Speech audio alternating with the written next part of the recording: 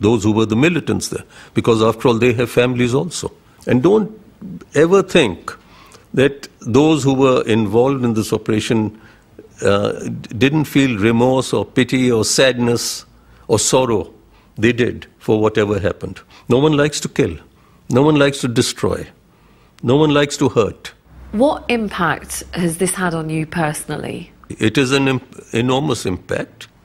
Once you put on your uniform, you have to accept these things. You have to accept the fact that there will be ups and there will be downs. But was this a price worth paying? I don't know. I really don't know. General Brar is clearly critical of Bhindranwale. In fact, I did meet other Sikhs who felt Bhindranwale should not have been in the Golden Temple complex in the first place, but they weren't prepared to say that on camera.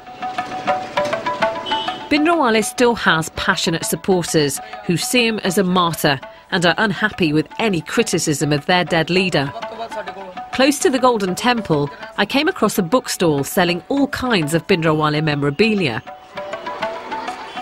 What does it say on the back of his T-shirt there? It's written Bhindranwale Babbar Shera. How old are you? I'm 18. 18. And is Bhindranwale a hero for you? Yeah. He was a great saint and great soldier. How are you connecting with what he says? By reading books, by listening from other people. So, you are Indian? I'm Indian, yes. You believe in Mahatma Gandhi?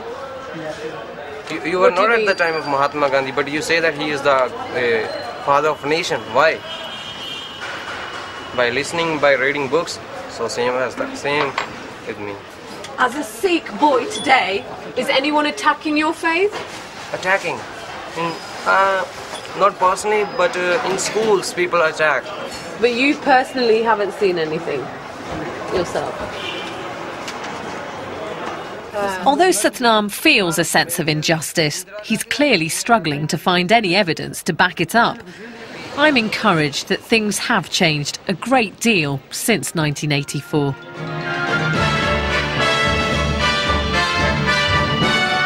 Swords of protest in London. The Sikhs show their anger over Amritsar.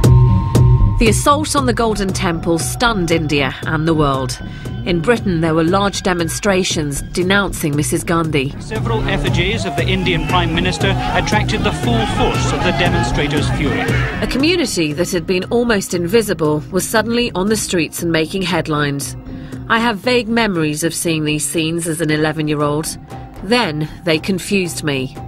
Now I understand them. In Amritsar, the military action may have ended, but the tragic story of 1984 was far from over. A few weeks after Operation Blue Star, a policeman called Beyant Singh brought his family to the Golden Temple, and he was so shocked by what he saw that he became withdrawn and more devout. The significance of this is that Beyant Singh was Indira Gandhi's personal bodyguard.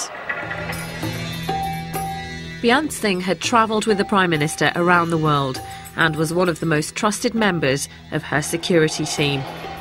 But the events of June so outraged him that he began to plan Indira Gandhi's assassination. Although his superiors knew nothing of the plot, they were still nervous about having Sikhs so close to the Prime Minister, so they were moved from her protection team. Mrs. Gandhi strongly opposed the change, and so Sikh guards remained on duty. Do you now fear for your own personal safety? Well, I've lived with danger all my life, and I think I've had a pretty full life, and it makes no difference whether you die in bed or you die standing up.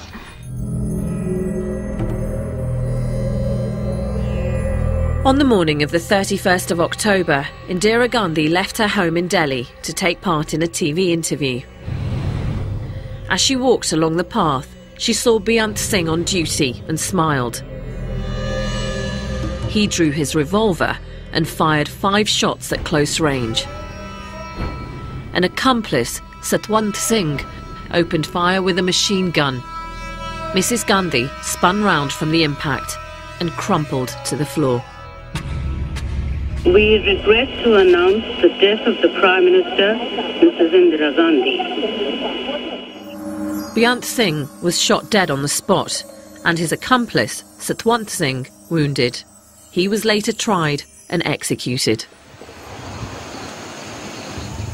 I'm confused about Indira Gandhi.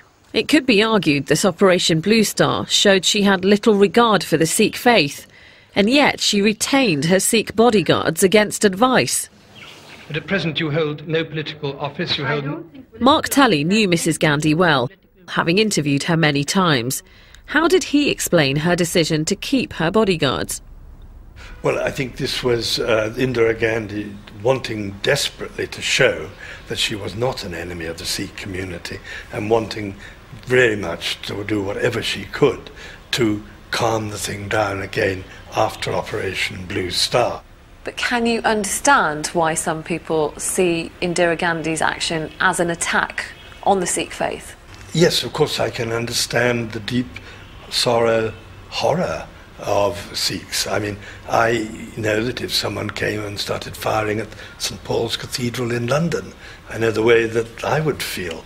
But I do think that also Sikhs should realise that mistakes were made on both sides and that there was a great deal of violence going on, violence done by Bhindranwale's men.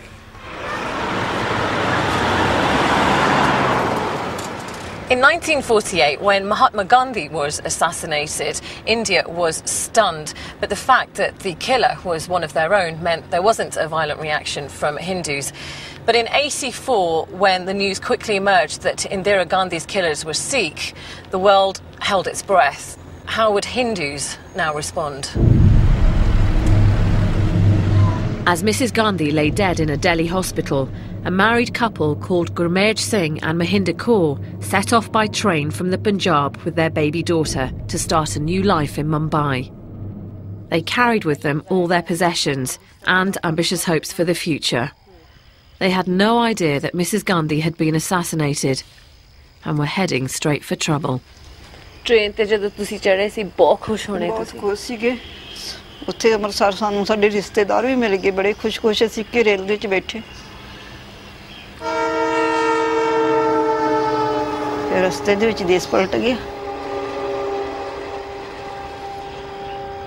ਆ photo ਆ ਮੇਰਾ husband train तो ਚੜ੍ਹਤੇ ਇੱਕ ਦਿਨ ਪਹਿਲਾਂ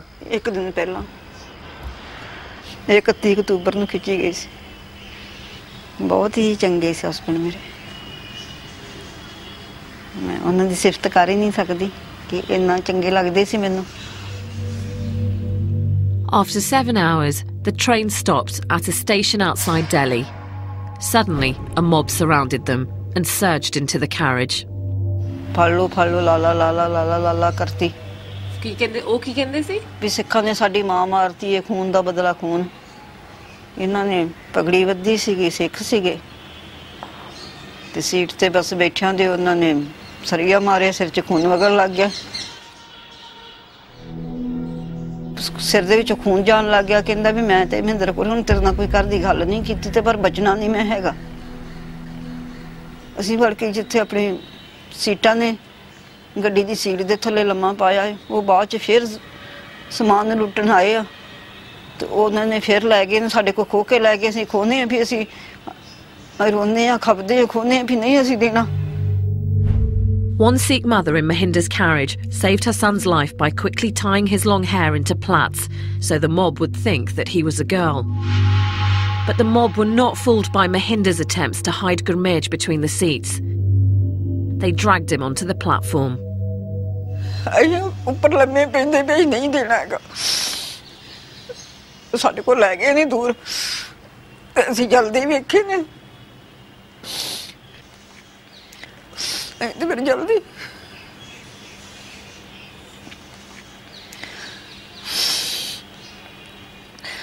ਪਤਾ ਮੈਨੂੰ ਕਹਿਣ ਲੱਗਿਆ ਵੀ ਇਹ ਫੋਟੋ ਤਾਂ ਮੜਾਉਣੀ ਆ ਜੇ ਫੋਟੋ ਸੋਹਣੀ ਆਏਗੀ ਤੇ ਮੈਂ ਆ ਕੇ ਮੈਂ ਬਾਅਦ ਚ ਜੱਜਮੈਂਟ ਕਰੂੰਗਾ ਫੋਟੋ ਆਪਾਂ ਤੇ ਜੇ ਫੋਟੋ ਸੋਹਣੀ ਹੋਈ ਤੇ ਫਿਰ ਮੜਾਉਣੀ ਨਹੀਂ ਤੇ ਮੜਾਉਣੀ ਨਹੀਂ ਉਹਨਾਂ ਦਾ ਬਚਨ ਸੀ ਫਿਰ ਉਹਨਾਂ ਦੇਖੀ ਨਹੀਂ ਮੈਂ ਮੜਾਈ ਨਹੀਂ It's been a difficult time for Mahinder. Since 1984, she's raised her daughter alone. But recently, after a long battle,